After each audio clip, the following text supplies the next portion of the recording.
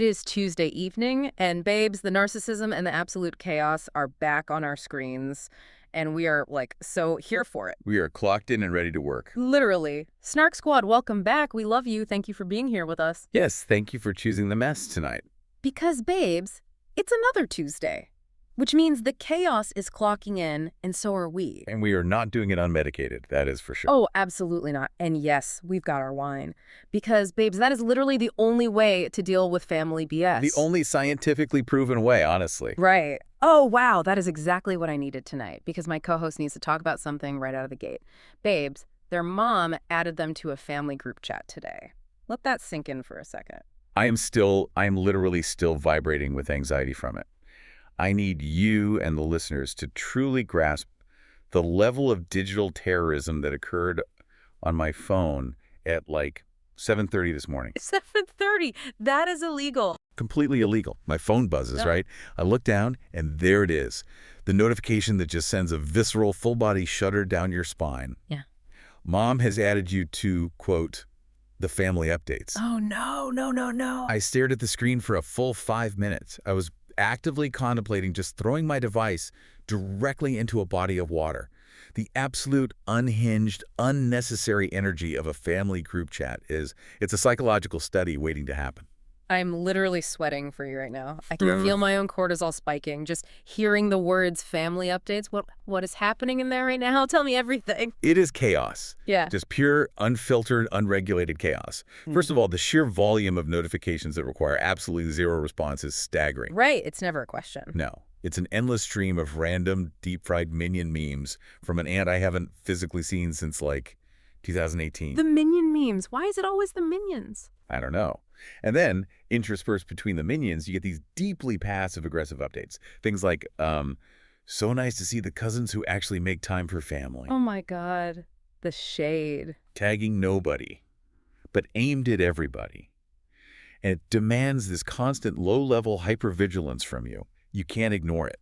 No, you really care. If you don't heart a photo of a, lukewarm, tragic-looking casserole, within 12 minutes you receive a direct private text asking if you're mad at everyone. Or if you think you're just too good for the family now. It is a hostage situation disguised as connectivity. Because, babes, family group chats, they are a literal war zone. You are describing my personal nightmare and also my everyday reality. It's the trenches. It is. The drama that plays out over text is wild. You'll get someone oversharing their highly graphic, highly personal medical history at 7 a.m. on a Thursday, right next to a cousin asking if anyone has the new Hulu password because their account got locked. The whiplash. There is no transition. There is zero emotional regulation. It is just a barrage of boundary violations.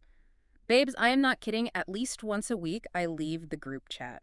You actually hit the button. I hit it because I cannot. I just silently hit leave conversation and pray to God nobody notices the little gray text. Oh, they notice. They always notice, and yet I always come back because the chaos is unmatched. I pretend my phone updated and I accidentally clicked it, but really I just needed 24 hours of peace where I wasn't being asked to validate my uncle's questionable political memes, It perfectly illustrates the concept of enmeshment.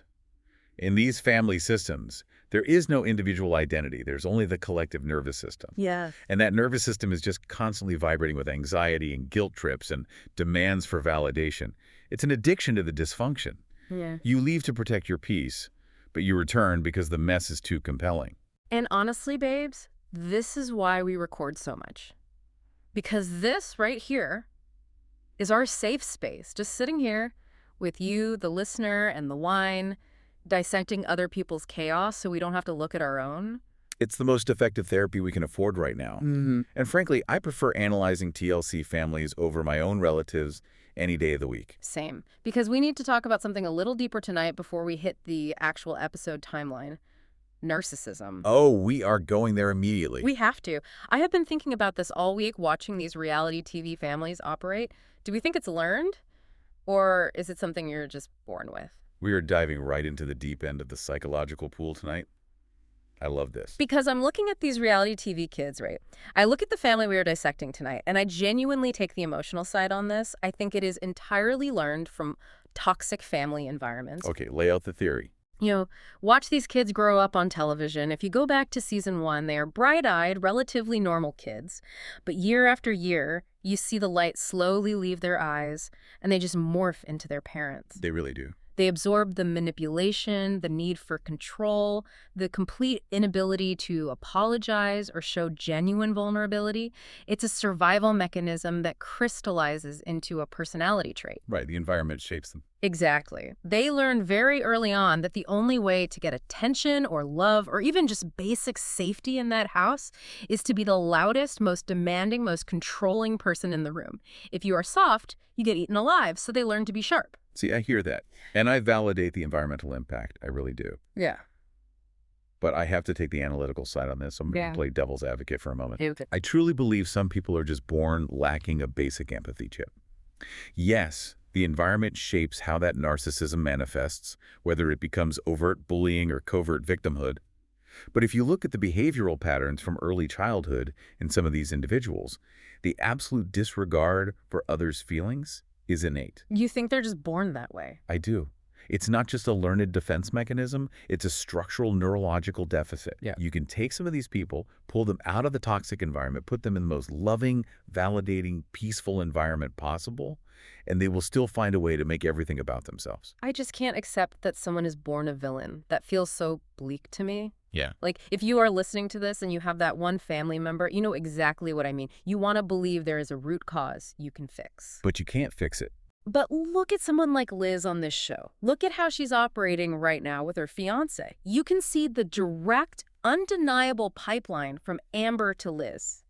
She learned how to command a room, how to shut down dissent, how to manipulate a narrative by watching her mother bulldoze everyone for over a decade. She's just running the software her mother installed. Well, look at the siblings. Oh. This is where the purely learned theory falls apart for me. What do you mean? They all grew up in the exact same hothouse of dysfunction. They all ate at the same dinner table, they endured the same lectures, and they were subjected to the exact same TLC cameras. Why is it that one sibling becomes a carbon copy of the controlling parent, and another sibling completely rejects that behavior, withdraws, and tries to break the cycle? Oh, that's a good point. Right. If it's purely a learned behavior, they'd all exhibit the same uniform narcissistic traits. The fact that the narcissism only sticks to certain people while others become overly empathetic or avoidant tells me there has to be a biological predisposition at play. The environment just acts as the fertilizer. Okay, I see what you're saying about the siblings. The divergence is real, but I still think the family dynamic specifically rewards the narcissistic behavior. Oh, absolutely. The child who adopts the parents' worst traits becomes the golden child. They get the most screen time, the most praise, the most power within the family unit. The child who rebels gets iced out entirely. It's messy. It is so deeply messy. But because, babes, thank God for wine.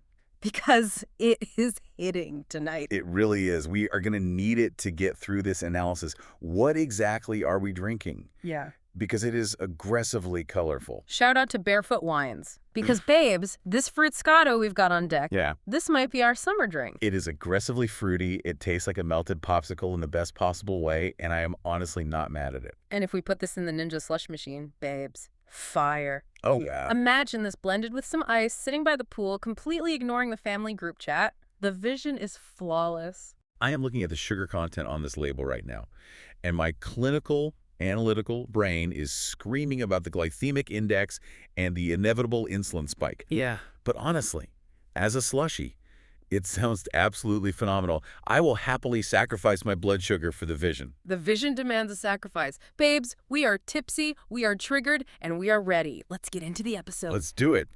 We are looking at Season 17, Episode 8, brilliantly titled, He's Low-Key Chopping Down a Tree. Such a wild title. If you haven't watched it, or if you just need the psychological translation of what actually occurred, let me give you the overview. This hour of television is a chaotic blend of incredibly stressful wedding logistics, highly questionable amateur lumberjack skills, and the genuinely looming tragedy of a terminal illness. It was a lot. And the ticker. It is all handled with the emotional depth of a puddle.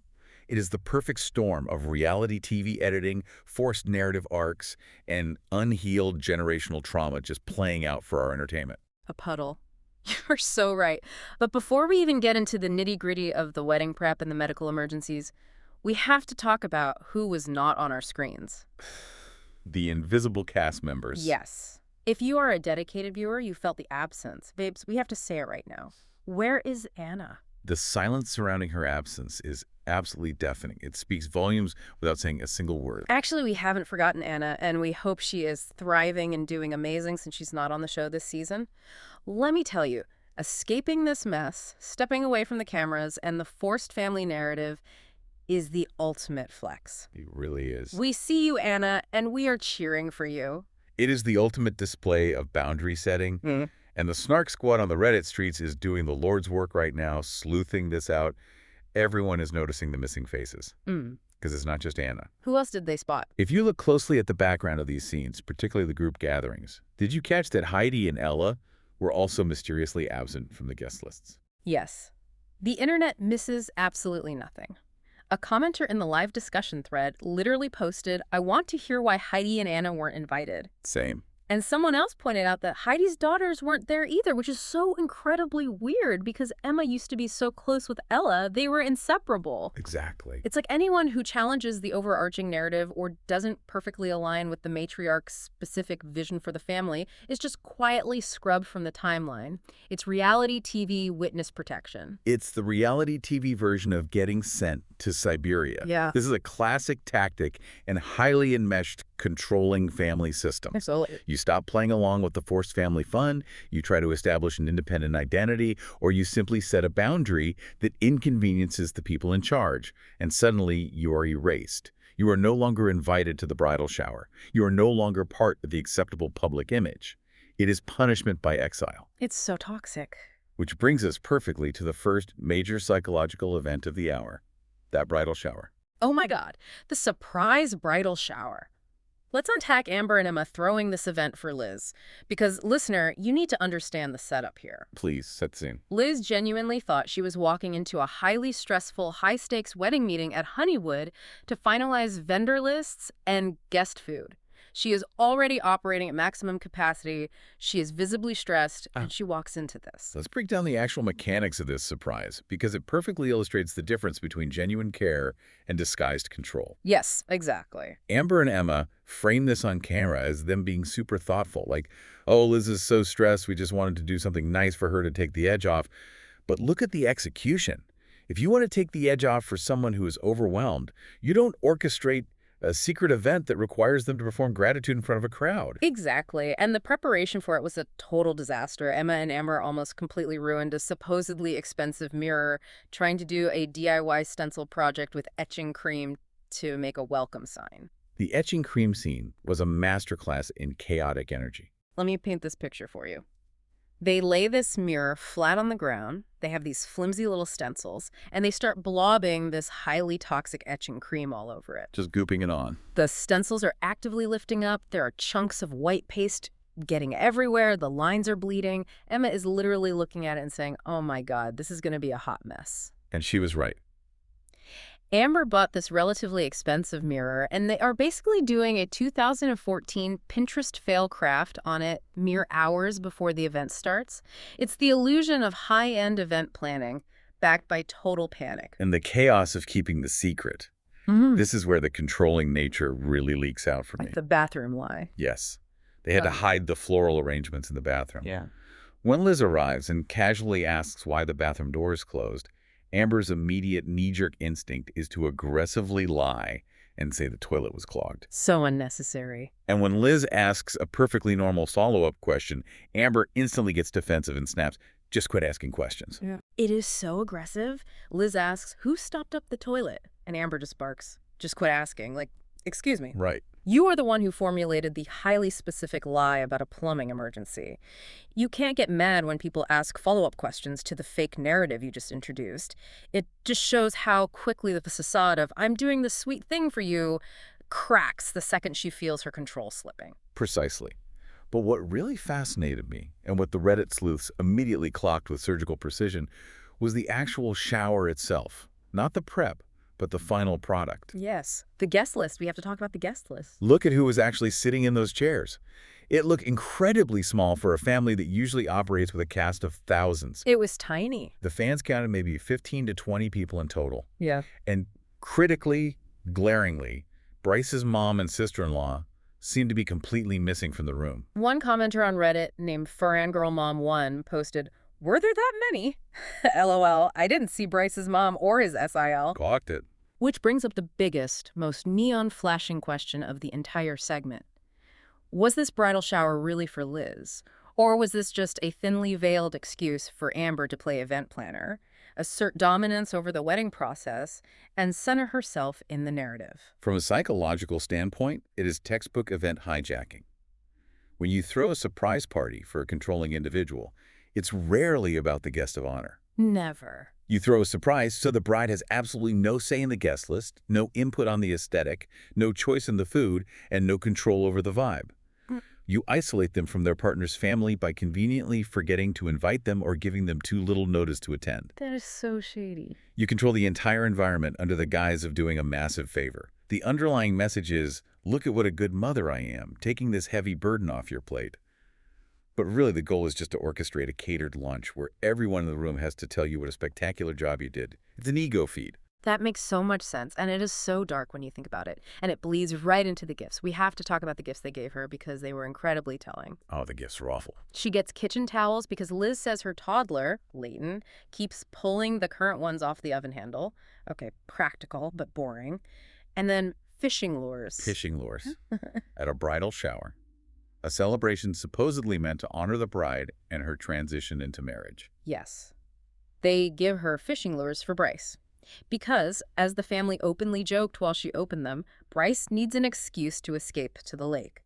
The underlying, pervasive joke in this family dynamic is always that the men desperately need to flee the women. It's a hallmark of deeply dysfunctional, patriarchal yet matriarch-controlled systems.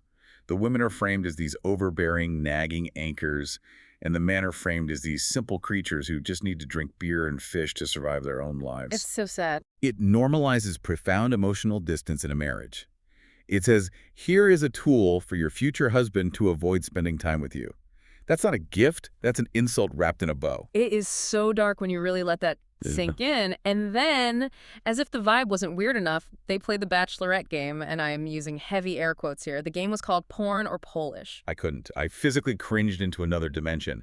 My soul left my body. They are sitting there in broad daylight reading out nail polish names like Getting Naughty on My Honeymoon. And you can just feel the awkwardness radiating through the television screen. Yeah. It is forced fun at its absolute worst. The worst. But honestly, the most awkward, deeply uncomfortable part of the shower wasn't even the terrible game. It was Amber's behavior within the first 5 minutes of Liz arriving. The interrogation. This is where the hypervigilance masking as care really shows its teeth. Yes. Amber immediately starts meddling. The ink isn't even dry on the surprise. Liz has barely sat down and caught her breath, and Amber sits her down and right away asks, "Are you and Brice planning on a honeymoon?" Just instantly putting the pressure on. Liz's face drops. She looks like she's about to break out in hives. She explicitly states she is stressed about leaving her daughter Leighton. She says she's never spent a single night away from the baby. She's worried about nursing school. She's worried about work. She's overwhelmed by the wedding itself. Very valid concerns. And Amber is just relentlessly pressing her. You have to book something. What does playing it by ear mean? You need a plan. The Reddit streets were not having it, and rightly so. A user named Redhead Southern Gull 2 literally titled an entire thread, Amber the Witch. I saw that. Now, let's play devil's advocate and look at this objectively. While the internet's consensus is that this is malicious control, hence the witch title, clinical psychology might argue this is severe hypervigilance and anxiety masking as control. When someone grows up in or lives in a state of constant unpredictability, their trauma response is to micromanage the environment. Right, but the effect is the same. Exactly. Regardless of the root cause, the impact is devastating. Instead of just supporting Liz, validating her feelings, and letting her relax at her own shower, Amber immediately introduces a new, high-stakes source of anxiety. If the target, in this case, Liz, starts to relax, feel safe, or feel celebrated, the controlling individual immediately reminds them of a massive unresolved stressor. Wow. It keeps the target off balance, anxious, and ultimately reliant on the controlling parent for direction. It is so exhausting to watch. You just want to reach through the screen and give Liz a glass of water and a nap. Liz literally says to the camera, "It seems like it's something every week that we need to do something. The honeymoon is the last thing on my mind." She just wants to survive the day. Can't blame her. But let's pivot, because while the women are at the bridal shower playing terrible games and inducing anxiety, we have the men back at the house dealing with the ultimate cinematic retelling of disaster. I present to you Trent, the lumberjack. Oh, this was a masterclass in terrible decision-making, fueled by a need to assert physical dominance. I am still recovering from this scene. I had to pause the TV and literally walk around my living room. So, listener, picture this. It is literally 1 month before the massive backyard wedding. 1 month. The stress is at a fever pitch. High stakes. And Trent decides, out of nowhere, that this massive, towering, dead tree, which happens to be sitting 10 to 15 feet away from where the giant white wedding tent is going to be erected, absolutely must come down today. Right now. By his own hand. Let's examine the logic, or lack thereof, operating here. He claims it's a safety hazard. Sure, a dead tree drops branches. That's a valid concern.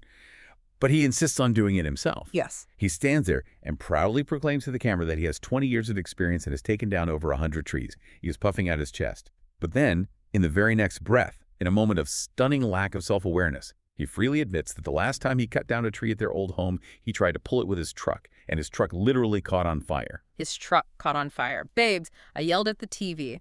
If my resume for amateur tree removal includes a literal vehicular arson incident, I am hiring a professional. It's just common sense. I am going to Google. I am typing in licensed arborist near me, and I am paying whatever they ask. The live thread on Reddit was losing its collective mind over this.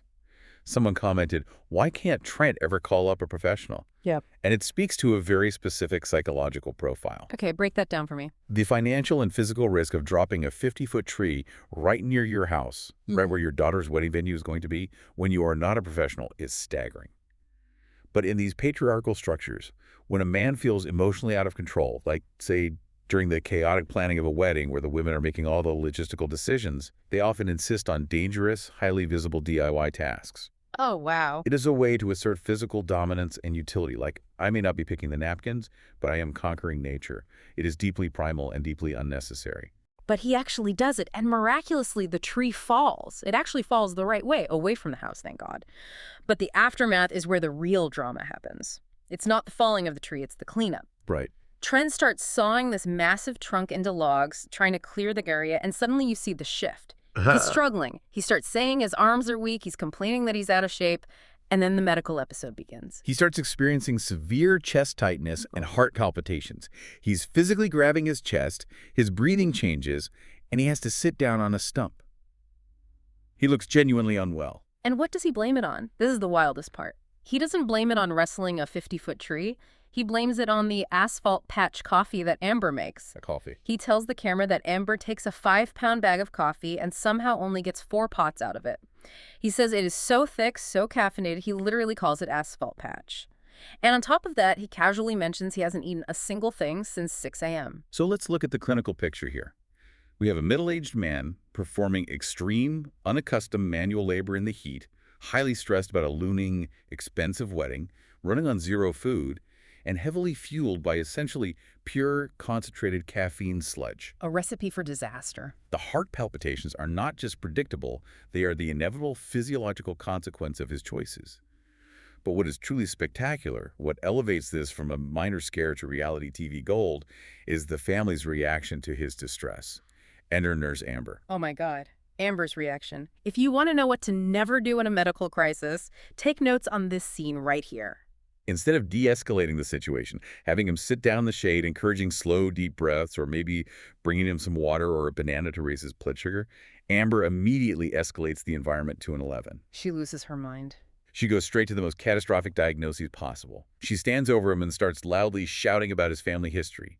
Heart attacks, congestive heart failure, high blood pressure. The fans went absolutely wild. That same Reddit thread we mentioned, Amber the Witch, had a comment that perfectly encapsulated the mood.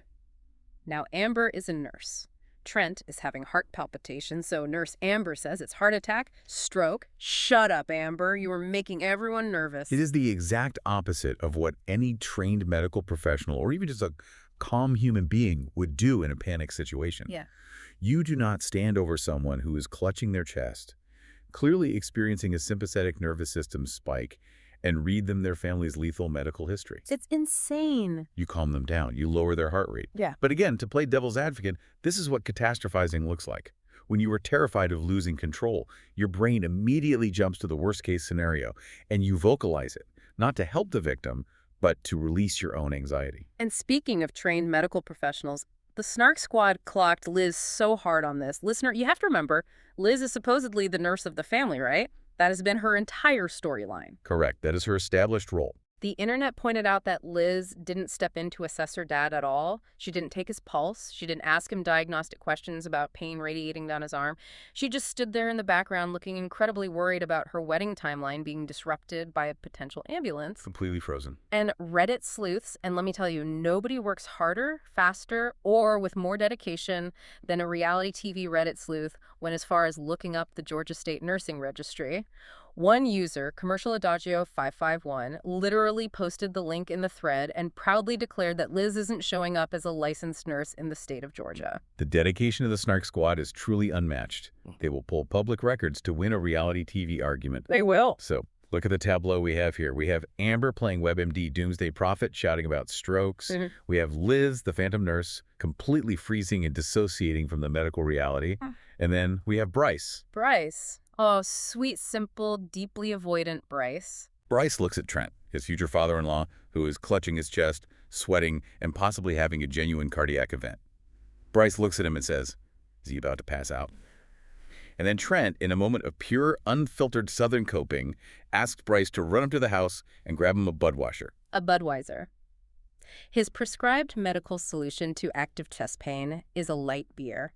And Brice, without missing a single beat, is just like, sure thing, and happily trots off to become the beer nurse. Because in this specific family ecosystem, beer is not just a beverage. It is the ultimate coping mechanism, the ultimate medication for physical and emotional ailments, and the ultimate escape route from dealing with reality. It is clinical self-medication playing out as a quirky family trait. It really is. Now, Liz does try to step in briefly and says, no, we can't eat food like normal people. We're not doing beer. But Trent insists a beer will fix everything, and he eventually gets his way. It is a masterclass in dysfunction and ignoring your body's check engine light. And this reliance on alcohol as a buffer seamlessly transitions us into my absolute favorite psychological study of the entire episode, the most fascinating scene of the hour, Brice and the cardboard cutouts. My favorite moment. So, for context, Brice is terrified of public speaking. He has to give a speech at the rehearsal dinner, which is looming closer and closer. He brings in Liz's brothers, Jonah and Alex, to help him practice his speech in the living room. And Jonah and Alex, in what I genuinely consider to be the most brilliant, subversive, psychologically profound move of the entire series, bring out actual scale cardboard cutouts of Amber, Emma, and Liz for him to practice his speech in front of. Actual scale. These aren't little printouts. They are life-sized. Emma's cutout looks like she's about to throw down in a parking lot. Amber has her classic, deeply judgmental blank stare that just pierces your soul. And Liz, well, Liz is Liz, looking vaguely annoyed. Let's talk about the subtext here, because this is where the show elevates from trashy reality TV to a brilliant psychological thriller. The brothers gave Brice the 3 hardest critics to practice in front of. Yes. By choosing these 3 specific women, the boys are silently telling on the women in their family. They have completely, thoroughly clocked their own family dynamic. Yes. A user named Contextus on Reddit literally said exactly that. The cardboard cutout. They've all clocked her. The brothers know intimately that Amber, Emma, and Liz operate as an exhausting, judgmental tribunal. They absolutely do. They know that Brice is terrified of them. They know that these 3 women dictate the emotional weather of the entire household. It's incredible. They explicitly state, if Brice can deliver his speech to the cardboard cutout version of Liz, he can deliver it to anybody. They are openly acknowledging on national television that his own fiancé is his harshest, most anxiety-inducing audience. They recognize the fear, and instead of shaming him for it, they validate it. And we have to talk about Brice for a minute, because the Snark Squad had a massive, emotionally heavy thread this week titled, Brice Has Lost It. I reacted so emotionally to this thread, it really hit me right in the gut. Because if you watch his talking head interviews over the course of the season, Brice looks absolutely dead behind the eyes. He really does. He disassociates completely while Liz is talking next to him. The contrast is startling and deeply sad. Mm. When he's in the living room with Jonah Alex, practicing the speech, he's laughing, he's engaging, there's color in his face. He looks like a normal guy in his 20s. But the second he is sitting next to Liz on that interview couch, the light is completely gone. It's gone. A commenter named WrongSlice9707 pointed it out perfectly, saying, he looks like he just tolerates her at this point. He seems unhappy, almost annoyed. Another user pointed out the timeline, noting that he lost that spark shortly after he moved into Liz's house. Because remember, Liz wanted him there so she could control his environment, control his schedule, and dictate the terms of their cohabitation. Someone in the thread said, watching these two together is like watching oatmeal dry. Oatmeal dry. That is poetry. Harsh, devastating poetry. And it's dark poetry because it speaks to the concept of learned helplessness. People in the forums are pointing out that they were reportedly on the verge of breaking up right before the unexpected pregnancy occurred. And now, flash forward, they are 2 babies deep into this relationship. Trapped. He is trapped. He is trapped by the mortgage on her house, the children they share, and the financial incentive of the TLC paycheck. Is the sunk cost fallacy playing out in real time? One commenter brutally noted, he's got a warm home and a paycheck. He'd be crazy to leave. But you can see the toll it's taking on his soul. And that brings us back to what we were talking about earlier, the beer metric. Ah, yes, the beer metric. A fascinating unit of measurement. When Brice is practicing his speech with the cutouts, he flat out states his required dosage for survival. His dosage. He tells the brothers he needs 3 to 4 beers just to put up with doing his speech. And he calculates he needs 6 beers to get the courage to get on the dance floor and party at his own wedding. The fact that a groom needs to proactively plan to consume a 6-pack to survive his own wedding reception is very telling. It's not just liquid courage for public speaking, it's active self-medication for profound baseline discomfort. He is numbing himself to get through a milestone event that should theoretically be joyful. A Reddit user, SalamanderQuiet8235, noted exactly this dynamic. The fact that Brice is going to need 4 or 5 beers for his wedding is very telling about this family law. It highlights how completely unnatural and performative this entire event is for him. He is a prop in Liz and Amber's production, and he requires an anesthetic to play his part. And the performative aspect just keeps going right up to the literal ground they are getting married on. Let's talk about the wedding venue drama. Trent suddenly decides, again, 1 month out from the wedding date, that he wants to completely move the ceremony spot on the property because he thinks the grass in the original spot isn't lush enough. Which completely undermines the professional wedding planner, Julie. Completely. Julie, who is being paid to manage this chaos, already did the extensive walkthrough and explicitly said both spots were great, but the original spot made logical sense for the flow of the event. But Trent just can't let it be. He has to flex his control over the physical property. He has to be the final decider of the aesthetics. And this is where Liz's reaction genuinely annoyed me. Liz, who we know from years of watching the show absolutely loves bossing people around and having things her way, suddenly plays the victim of decision fatigue. She stands there on the grass, throws her hands up and whines, I don't care, just pick it because I don't like being the one to decide because then somebody's not going to be happy at the end of the day and it's my fault. It is such a profound cop-out. She is the bride. It is her wedding. But she knows intimately that if she makes a definitive choice that goes against Trent's preference, she will hear about it for the rest of her life. Every time the wind blows the wrong way during the ceremony, it will be Liz's fault. Exactly. So she adopts this learned helplessness to avoid blame. What does Brice do during this entire tense standoff over the grass? He just stands there quietly, staring off into the middle distance and mumbles his absolute survival mantra, happy wife, happy life. He is just surviving. He is trying to navigate to the altar with as little conflict and as few decisions as humanly possible. Exactly. He has abdicated all agency. In fact, the only person on the entire property who seems genuinely happy, unbothered, and immune to the toxic undercurrents of the wedding prep is baby Leighton. Oh my God, Leighton. She is the absolute star of the episode. She is almost 2 years old, and they are trying to practice her flower girl walk down the aisle. She's wearing this little dress, she has this little basket of flower petals, and instead of delicately throwing them down the aisle like she's supposed to, she just stops, shakes the basket completely upside down, drops all the petals in one giant pile on the grass, looks up, and says, I dumped them things. I dumped them things. She is an icon, a legend. She refuses to participate in the pageantry. I gushed over how cute she was. Despite the absolute toxic chaos swirling around the adults, this baby is just living her best life, dumping petals and refusing to conform to the TLC wedding timeline. She hasn't learned the family anxiety yet. It's the only pure, untainted moment of the hour. Because immediately following this, the narrative takes a very serious, very dark turn, grounding us back in reality. It does. We have to acknowledge the genuinely sad, heartbreaking moment of the episode, the passing of Nana. Trent's mother had been in hospice care, fighting stage 4 metastatic cancer. The family mentioned in Talking Heads that she had made the brave, incredibly difficult decision not to pursue further aggressive treatment months ago. And over the last 5 or 6 days of filming, she declined rapidly, becoming nonverbal. It's truly heartbreaking. Trent and Alex are by her bedside in the hospice facility when she takes her last breath, and my heart genuinely went out to Trent in that moment. Losing a parent is a monumental, earth-shattering shift in the universe. Regardless of his flaws, you feel that pain. But we have to talk about how the rest of the family handled this event, because the internet was absolutely furious. The juxtaposition was incredibly jarring for the viewer. While Trent and Alex are sitting in a quiet room at the nursing home, holding vigil and watching a beloved family matriarch pass away, the show cuts to the rest of the family. Amber, Liz, Emma, Jonah, Brice, sitting casually around the kitchen table back at the house. And what are they doing? Are they sitting in quiet reflection? Are they comforting each other? Are they holding vigil from afar? No.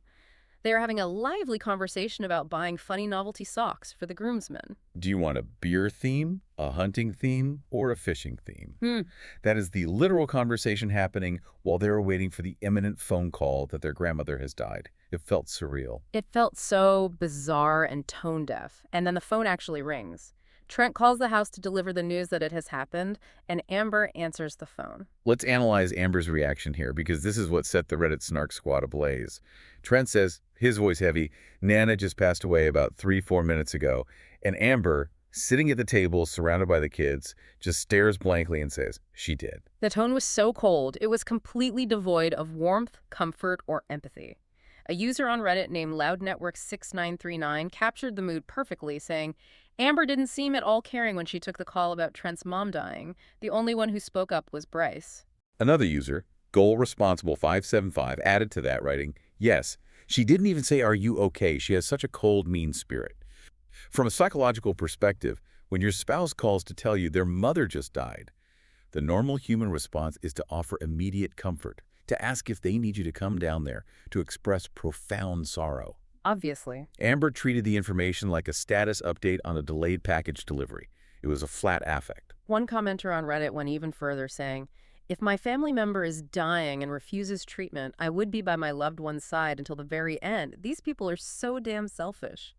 The audience felt they were prioritizing a trivial conversation about wedding socks over being present for the end of a life. It is wild to watch that play out on screen. There, in the spirit of impartiality, grief is highly subjective. We did see a comment from someone in the thread saying they give grace on how people grieve, especially when an illness is prolonged and the death is expected. Sometimes people dissociate, they shut down their emotional responses to survive the moment. It could be a profound lack of emotional bandwidth rather than sheer cruelty. That's fair. But regardless of the internal mechanism, the performative nature of the scene felt very off to a lot of people.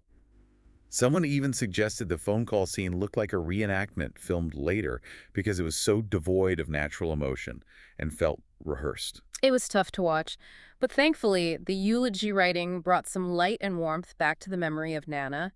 The sisters sat down later to write the eulogy, and I actually loved the chaotic, rebellious grandma energy they remembered Nana for. They fondly remembered her for teaching them how to movie hop, buying one single ticket and then sneaking into 2 other theaters, which they casually admitted on camera was highly illegal, but clearly a cherished memory. Iconic. And they talked about her doing random pelvic thrusts to make them laugh. Nana sounded like a genuinely hilarious, rebellious, spunky woman, and hearing those stories made me love her even more. It was a sweet, humanizing tribute amidst the chaos. We also got a very brief palate cleanser right after that heavy segment. We got to see a short side plot about Ranch and his golf clubs. Yes, a wholesome moment. We love a wholesome moment to break up the tension. They showed the process of modifying golf clubs specifically for Ranch. He'd been playing with standard junior clubs for 15 years, which limited his swing, meaning he was hitting maybe 90 yards. They adapted a 7-iron for his specific height and swing speed, and suddenly He's out there hitting 150 yards and outdriving average-sized men on the course. It was so pure, the joy on his face. He said the new clubs gave him that extra level of sauce and confidence. We love to see it. It was just one purely positive, uncomplicated moment to cleanse our palates before the show hits us with the ultimate reality TV cliffhanger. Ah, yes. The rain ruin. The perfect metaphor for the entire season. They finally make it to the rehearsal dinner. Everyone is outside eating pizza and wings, trying to force the good vibes. And then, right at 12 a.m., the sky completely opens up. It pours torrential rain all over the outdoor, totally uncovered DIY wedding venue they have been stressing over for months. And as they stand there looking out at the soaking wet chairs, the flooding grass, and the ruined aesthetic, the horrible realization sets in for all of them. There was no plan B. They never made one. None. They banked an entire, massive, expensive outdoor wedding on the unpredictable Georgia weather holding out. It is the perfect, poetic metaphor for this entire family. Build a massive, complex, high-stakes structure entirely based on stubbornness and a refusal to listen to outside advice, and then act completely shocked and victimized when nature inevitably intervenes. It's a failure of control.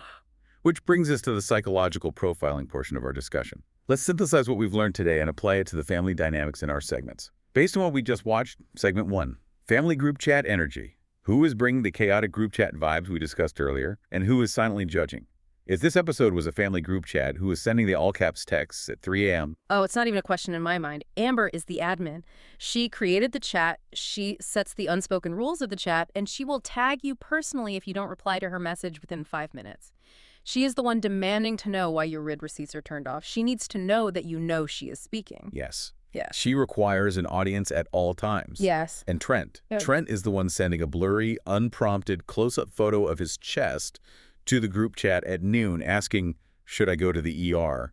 Instead of actually just going to the ER or calling a doctor. Exactly. He wants the validation, the panic, and the attention from the group without actually taking the necessary responsible steps to solve the problem himself. It's weaponized incompetence meets medical anxiety. And the silent judgers, because we know they are lurking in there. Brice. Brice has the chat on high alerts permanently. He checks it maybe once a week, sighs heavily, rubs his temples, and never, ever replies. And Anna left the chat completely. The little gray text, Anna has left the conversation, popped up months ago, and she is out there living her best unbothered life in absolute peace. And good for her. Good for her indeed. Now, segment 2, control freak or concerned. Let's explore the core psychological debate of the episode. Is the behavior we saw tonight coming from a place of genuine concern or a desperate need for control? Let's unpack Amber throwing the surprise shower and diagnosing Trent's heart palpitations.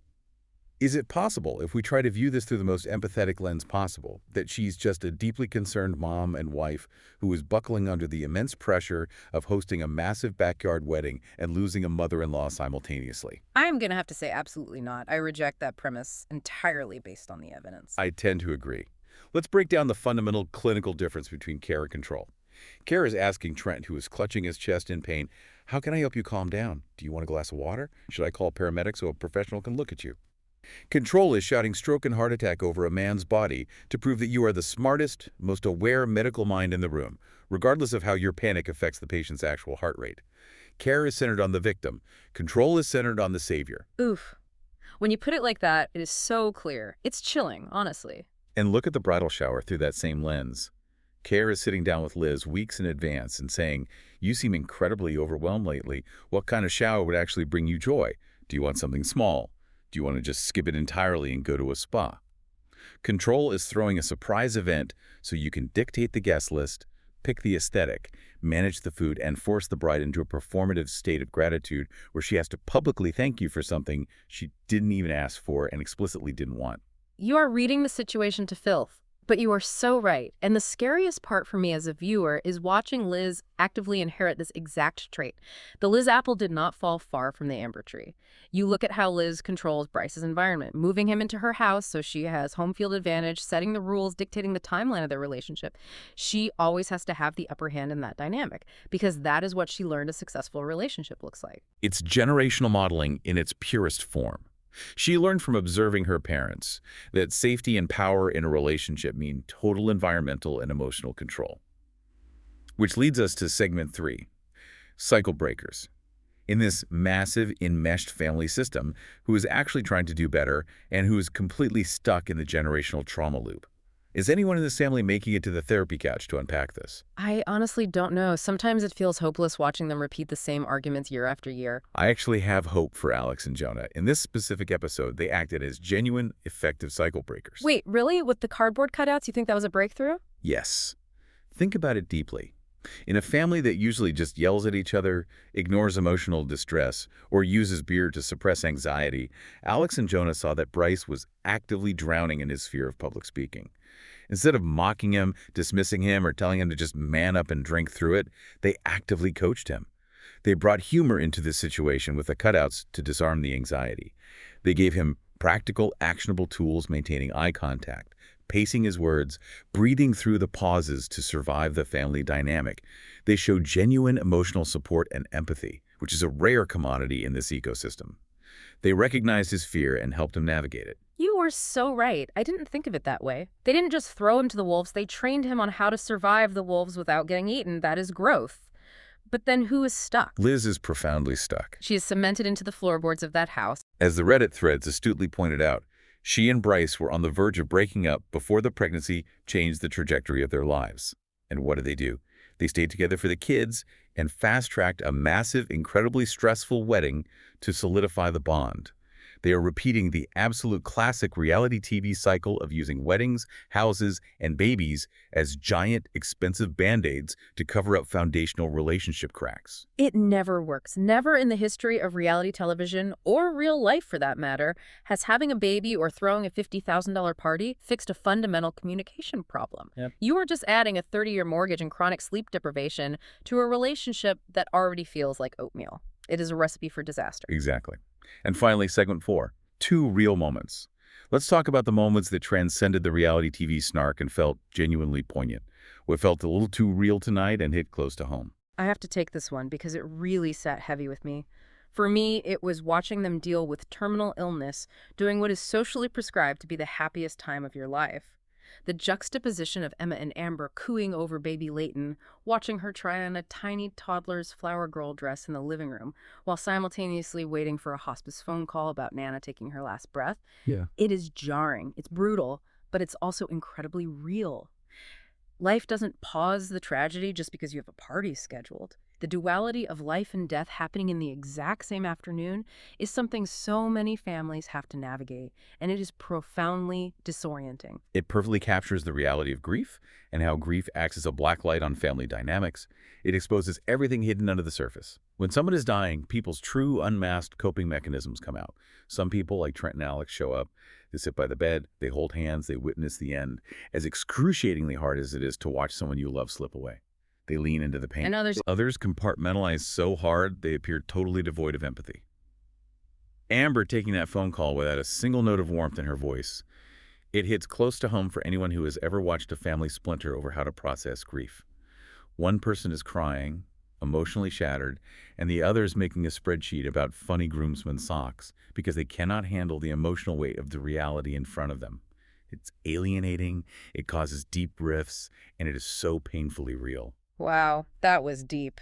We started tonight venting about the chaotic energy of our own family group chats, and we ended up unpacking terminal illness, the psychology of cardboard cutouts, and generational trauma with Barefoot Fruitscato as we do. We covered an immense amount of ground tonight, from etching cream disasters to the etiology of avoidant attachment styles. We really did. I feel like I need a nap and another glass of wine. Thank you so much to the Snark Squad for hanging out with us tonight. This is our safe space, and we love navigating this absolute mess of a television universe with you. If you survived this group chat of a discussion, please remember to share the show with a friend who loves the drama as much as we do, and leave us a rate and review. It genuinely helps us keep the wine flowing and the snark going.